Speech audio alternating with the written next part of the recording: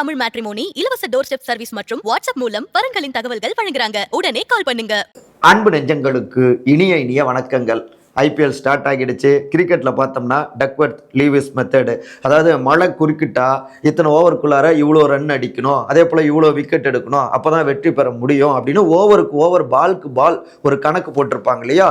அந்த பேப்பர்ஸை வச்சுக்கிட்டு டீம் மேனேஜரும் கேப்டனும் பிளேயர்ஸும் திட்டங்களாக தீட்டிகிட்டு இருப்பாங்களா. பரபரப்பாக இருக்குமே மேட்சை விட. அப்படியான ஒரு பரபரப்பில் தான் இருந்துட்டு இருக்காங்க அதிமுகவுடைய ரத்தத்தின் ரத்தங்கள் அப்படிங்கிறாங்க. குறிப்பாக எடப்பாடி 10 தோல்வி பழனிசாமி என்பதை மாற்றவே 10 வியூகங்களை வகுத்து கொடுத்திருக்கிறார் அப்படிங்கிறாங்க. இன்னும் சொல்ல போனால் வாரிசு தரப்பு அவருக்கு சில சர்வே எடுத்து சில ரிப்போர்ட்டை கொடுத்துருக்காங்க. அதில் நிறைய ஷாக்கும் இருக்குது. அதே நேரத்தில் சரியாக அதை அப்படியே நூல் பிடிச்ச மாதிரி பயணிச்சா சக்ஸஸ் ஆகும் 2026 அப்படின்னு தெரிவிக்கிறாங்க.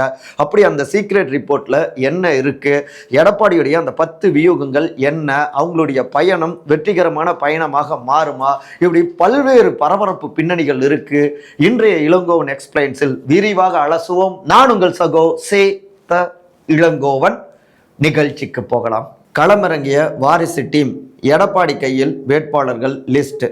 10 வழிகளில் புது வியூகம் ஒர்க் அவுட் ஆகுமா? ஆளும் திமுக எப்படி வேலை பார்க்குறாங்க, திட்டமிட்டிருக்காங்க அப்படின்னு பார்த்தோம். முன்னாள் ஆளும் கட்சி 10 ஆண்டு தொடர்ந்து ஆட்சியில் இருந்த ஒரு கட்சி, அவங்களுடைய வியூகம் என்ன அப்படின்னு பார்க்கணும் இல்லையா. அதிமுக என்ன திட்டமிட்டிருக்காங்க 2026? இதை ஒட்டி அதிமுகவுடைய சீனியர்கள் பல்வேறு தரப்பினர்கிட்டையும் நம்ம பேசணும். குறிப்பாக 10 தோல்வி பழனிசாமி என்கிற ஒரு பெயர் தொடர்ந்து விமர்சிக்கப்பட்டு கொண்டே இருக்கு. இதை உடைக்கணும் அப்படின்னு தான் புதிய புதிய வியூகங்களையும் வகுக்க தொடங்கியிருக்காங்க அப்படிங்கிறாங்க. அதிமுகவுடைய பொதுச் செயலாளர் திரு எடப்பாடி பழனிசாமி உட்கட்சியில் தன்னுடைய நாட்காலியை உறுதிப்படுத்திக் கொள்வது, அதற்கு வேண்டும் ஒரு அபாரமான வெற்றி. ஸோ இதை ஒட்டி தான் பிளானை பண்ணியிருக்காங்க. சரி, பிளானுக்கு வந்துடுவோம். முதல் கட்டமாக வீக்காக இருக்கக்கூடிய பகுதிகள், அந்த மண்டலங்களை டார்கெட் செய்வது. அதில் ஏற்கனவே தெரியும், சவுத்தில் தான் நிறைய சேதாரங்களை ஏற்படுத்திக்கிட்டே இருக்காங்க. சவுத் சார்ந்த டீம் அதிமுகவில் போட்டி நிறையா இருக்காங்க. முன்னாள் முதலமைச்சரான திரு ஓ பன்னீர்செல்வம், திரு டிடிவி தினகரன், அமமுக, திருமதி வி.கே. சசிகலான்னு பலர் இருக்காங்க. ஸோ சவுத்தில் அதிக டார்கெட்டு, தீவிர சுற்றுப்பயணம் செல்வது. அதற்கடுத்து சமுதாய ரீதியிலான கணக்குகள். ஒவ்வொரு சமுதாயத்துக்கும் தனித்தனியாக ஸ்கெட்ச் போட்டு அவங்களுக்கான விஷயங்களை பேசுவது, அவங்களுடைய பிரச்சனைகளை தீர்த்து வைக்க இந்த ஓராண்டில் முழக்கங்களை எழுப்புவது, போராட்டங்களை முன்னெடுப்பது.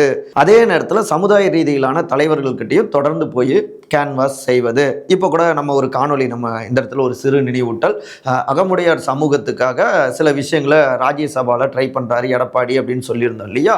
அப்படியாக மூன்றாவதாக ஒரு வலிமையான கூட்டணி அமைக்கணும். இன்னும் ஓப்பனாக சொல்லணும்னா திரு விஜய் தாவேகா அவர்களை இந்த பக்கம் வளைத்து கூட்டி வர வேண்டும், அதிமுக பக்கம் கொண்டு வரணும் அப்படின்னு சில அசைன்மெண்ட் பக்காவாக ஓடிக்கிட்டு இருக்கு.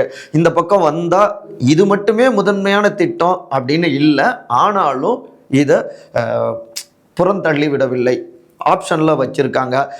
விஜய் அவர்களுடைய டீமை, கட்சியை கூட்டணி கொண்டு வருவதற்காகவே மாஜிக்கல் அடங்கிய 5 டீம் ஒன்றையும் அமைச்சிருக்காரு எடப்பாடி அப்படின்னு தகவல்கள் வருது. இதில் ஒரு தகவல் தொடக்கத்தில் 25 தொகுதிகள் வரை கொடுப்பதாக பேசப்பட்டிருந்தது. 25 என்னங்க, நாங்கள் சிஎம் வேட்பாளர்னு களத்துக்கு வந்துட்டு இருக்கோம், இப்படி டீல் பண்ணுறீங்க அப்படின்னு விஜய் கட்சியிலேருந்து தெரிவித்ததாகவும், அதனால் சரி பார்க்கலாம் அப்படின்னு சில விஷயங்களும் ஓடிக்கொண்டிருக்கு அப்படிங்கிறாங்க. அதுக்கப்புறம் தான் அவங்களும் நாங்கள் தனித்து களமாடுவோம், நோ அதிமுக கூட்டணி அப்படின்லாம் விஜய் டீம் அவங்க தெரிவிச்சிருந்தாங்க, அவங்க பார்ட்டி. ஸோ இது ஒரு சிறு நினைவூட்டல். பேசிகிட்டு இருக்காங்க, பேசுகிறப்ப தெரியும். அதன் தொடர்ச்சியாகவே வேட்பாளர்கள் தேர்வு. இதை ஒட்டி தான் தனியாக எடப்பாடி அவர்களுக்காகவே சில சர்வேக்களும் எடுக்கப்பட்டிருக்குங்க.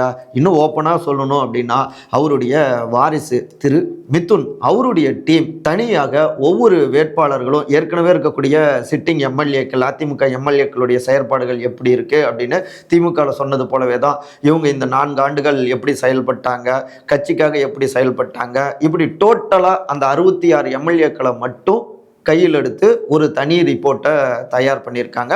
அதன் தொடர்ச்சியாகவே 234 தொகுதிகளும் எப்படி அப்படிங்கிற ரீதியிலையும் ஒரு ரிப்போர்ட்டை எடுத்திருக்காங்க. இதில் தான் தற்போது இருக்கிற 66 எம்எல்ஏக்களில் ஒரு 15 எம்எல்ஏக்கள் அவங்களுடைய செயற்பாடுகள் ரொம்பவே மோசம், மறுபடியும் சீட் பெற்றால் டெபாசிட் வாங்குவதே பெரும்பாடுதாங்க, கஷ்டங்க அப்படின்னு ஒரு ஷாக் ரிப்போர்ட்டை வாரிசு தரப்பே எடப்பாடிக்கு தட்டி விட்டுருக்காங்க. ஸோ அங்கே மாற்றங்கள் வரலாம்.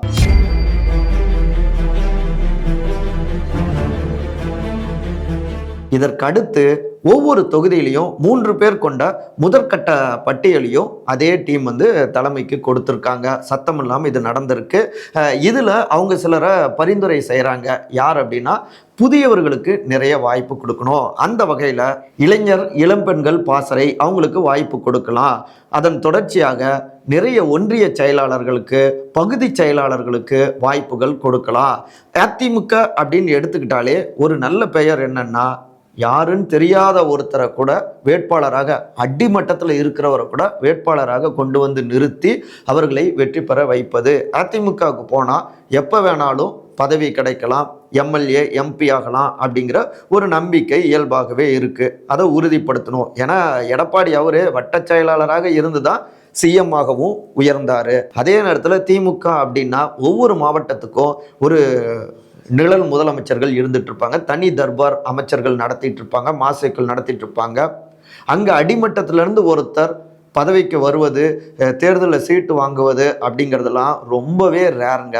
ஸோ திமுகவை இந்த இடத்துல அடித்து இங்கே அதிமுகவில் நம்ம அதிக அளவில் புதியவர்கள், கட்சிக்காக கடுமையாக உழைத்தவர்கள், இப்படி பலரை தேடி தேடி வாய்ப்பு கொடுக்கலாம் அப்படின்னும் ஒரு 3 பட்டியல் இப்படியாக கொடுத்துருக்காங்க அதே டீம்ங்க.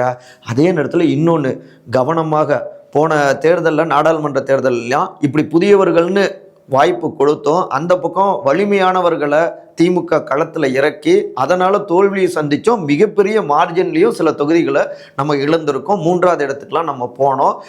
ஸோ அதிலும் கவனமாக இருக்கணும். அப்போ இந்த லிஸ்ட்டில் நம்ம சிலரை கொடுத்துருக்கோம். அந்த லிஸ்ட்டில் இருக்கிறவங்கள தீவிரமாக இந்த ஓராண்டு களப்பணியாற்ற கட்டளையிடணும் அப்படின்னு தெரியப்படுத்தியிருக்காங்க. ஸோ தலைமையிலிருந்து அடுத்த கட்டமாக இன்ஸ்ட்ரக்ஷன்ஸ் போகும். இல்லைன்னா உங்களுடைய தொகுதியில், உங்களுடைய மாவட்டத்தில் புதிதாக லைம்லைட்டில் தீவிரமாக யாராவது செயல்பட தொடங்கினாங்கன்னா அதிமுகவில், அப்போ இதுதான் காரணம் அப்படின்னும் புரிஞ்சுக்கலாங்க. சரி, இதற்கடுத்து அவங்களுடைய முக்கியமான பாயிண்ட் அப்படின்னு சொன்னால் 3 பசை புள்ளிகளுடைய பட்டியலும் தனியாக ரெடியாகியிருக்கு.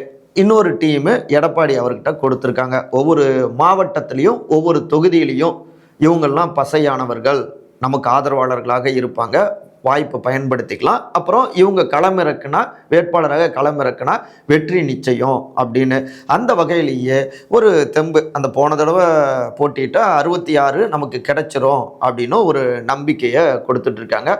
அதற்கு அடுத்து வெற்றிக்கான தனி பெரும்பான்மைக்கான அந்த தொகுதிகள் மீதி இருக்கக்கூடிய ஒரு 65லேருந்து 75 தொகுதிகளை பிரத்யேகமாக கையில் எடுத்து அங்கே கூடுதல் கவனமும் செலுத்த போகிறாங்க.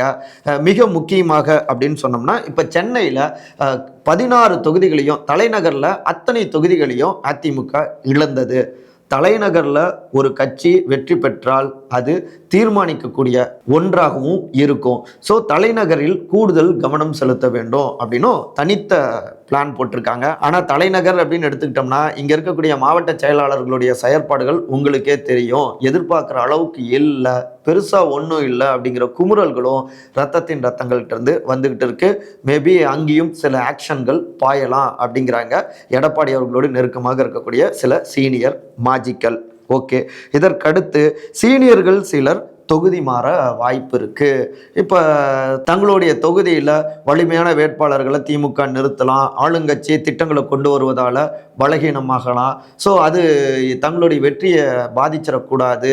ஏன்னா அவங்க பவரில் இருந்து தேர்தலை சந்திக்க போகிறாங்க. அதிமுகவில் ஒவ்வொரு மாவட்டத்திலையும் முகங்களாக இருக்காங்க இல்லையா, அவங்களுக்கு தொகுதி ஒதுக்கப்படுறப்ப அவங்க வெற்றி அடைஞ்சு சட்டமன்றத்துக்கு போனாதான் அதிமுகவுக்கும் நல்லதாக இருக்கும், அந்த வேட்பாளருக்கும் எதிர்காலமும் இருக்கும். மாஜிக்கல் மாசைக்கள் முக்கியமானவர்கள். ஸோ அதற்காக சில சீனியர்கள் தொகுதி மாறலாமா அப்படிங்கிற ஒரு யோசனையிலையும் இருக்காங்க. உதாரணத்துக்கு சொல்லணும்னா, முன்னாள் அமைச்சரான திரு CV சண்முகம் விழுப்புரத்தில் திரு லட்சுமணனால் தோற்கடிக்கப்பட்டார். முன்னாள் அதிமுகவை சார்ந்தவர். அவருக்கு இப்போ மாவட்டத்தையும் ஒதுக்கியிருக்கு திமுக. அதனால் சண்முகம் தொகுதி மாறவும் திட்டமிட்டிருக்காரு. மயிலம் தொகுதி இப்போ பாஜகவோடவும் நெருக்கமாக போகிறாங்க. பாஜகவோடு ஒரு வேளை கூட்டணி வந்ததுன்னா பேச்சுக்கு சொல்கிறாங்க மைனாரிட்டியோடைய வாக்குகள் CV சண்முகத்துக்கு விழ வாய்ப்புகள் குறைவு. போன முறையே மைனாரிட்டி வாக்குகள் இல்லாம தான் அவர் குறைந்த வாக்குகள் வித்தியாசத்தில் தோல்வியை சந்திச்சாரு. ஒரு உதாரணம் இது. ஸோ சீனியர்கள் தொகுதி மாற வாய்ப்பு இருக்கு. இதற்கு அடுத்து மண்டல வாரியாக பயணங்களை தொடங்குவது. இப்போ எல்லா பக்கமும் சுற்றுப்பயணம் போக இருக்காரு. 234 தொகுதிகள்லையும் மண்டல வாரியாக பிரம்மாண்டமான ஒரு மாநாடு போல ஆளுங்கட்சியை எக்ஸ்போஸ் பண்ற மாதிரி நடத்தணும் அப்படின்னும் பிளான் வச்சிருக்காங்க. இது எல்லாமே கைகூடினால் நிச்சயமாக 2026 நம் வசமாகும். கூட்டணி கட்சியினரை சரி பண்ணுவதற்காகவும் கூட்டணியை வலுப்படுத்துவதற்காகவும் தனி டீமும் போட்டிருக்காங்க. அதுக்கு தலைமையாகவும் எடப்பாடி அவரும் இருக்காரு. ஸோ நிச்சயமாக சிறப்பாக செயல்பட்டு 2026 அமோகமான வெற்றியை பெறுவோம் அப்படின்னு நம்பிக்கை மாறாம எல்லாவற்றையுமே பகிர்ந்துக்கிறாங்க அதிமுகவுடைய சீனியர் மாஜிக்கள் மற்றும் அதி தீவிரமான இரத்தங்கள். நம்ம காணொலியுடைய நிறைய பகுதிக்கு வந்தாச்சு. நம்பிக்கைகள் சரியானது தான். ஆனால் நம்பிக்கைகள் வெற்றியாக மாறணும் அப்படின்னா கடுமையான உழைப்பு அவசியம். அதைவிட மிக மிக முக்கியமானது மக்களுக்காக உண்மையாக செயல்படுவது. அந்த உண்மை உங்கள் நம்பிக்கையை வெற்றியாக மாற்றும். மற்றபடி இதே போன்ற அரசியல் சார்ந்த காணொலிகளை காண விகடன் டிவியை சப்ஸ்கிரைப் பண்ணுங்க. மறக்காம உங்களுடைய சிறந்த கருத்துக்களை கருத்துரை பகுதியில் பதிவு செய்யுங்க. 2 கட்சிக்குமே உங்களுடைய கருத்துக்களையும் பதிவு பண்ணுங்க. அனைவரும் அன்பால் ஒருங்கிணைந்திருப்போம். நன்றி, வணக்கம். மகன் அல்லது மகளுக்கு வரன் பாக்குறீங்களா? ரொம்ப பிரைவசியா வரன் அமைத்து தர இலவச டோர் ஸ்டெப் சர்வீஸ், வாட்ஸ்அப் வசதி என பல புதிய சேவைகளை வழங்க காத்திருக்கிறது உங்கள் தமிழ் மேட்ரிமோனி. இன்றே தொடர்பு கொள்ளுங்கள்.